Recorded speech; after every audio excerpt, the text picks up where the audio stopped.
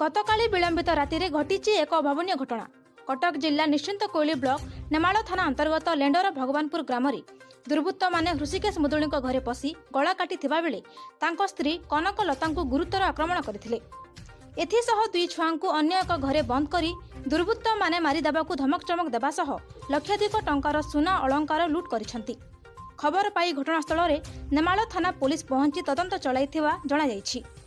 एने आम प्रतिनिधि पचारिबारु सेमाने जहा कुहंती आसंतु सुनिबा। पूर्व ओडिशा ब्यूरो चीफ रमेश साहू का रिपोर्ट, संग्राम टीवी।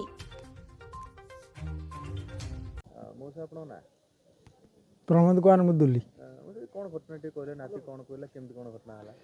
सी ठीक 4:30 बेले से हुआ हेले हुआ हेबारु आम सब उठिलु। उठिक देखला बेलू से स्काईलाइट बाटे धुआं बाहर जोर से आम भाई इलेक्ट्रिक करेन्ट हो पुतुरा कहली जा लाइन काट से काटिला। से आम कबाट हाथ मारिदेला बेलू मेला होगा कबाट भांगे कहूँ मेला होगा मेला होगा भितर गला देखला बेलू से भाउज कबाट करे पड़चिनी रक्त जुड़ुपुड़ आ भाई खट उपरे बेक 3 जगह कटा काट देनी।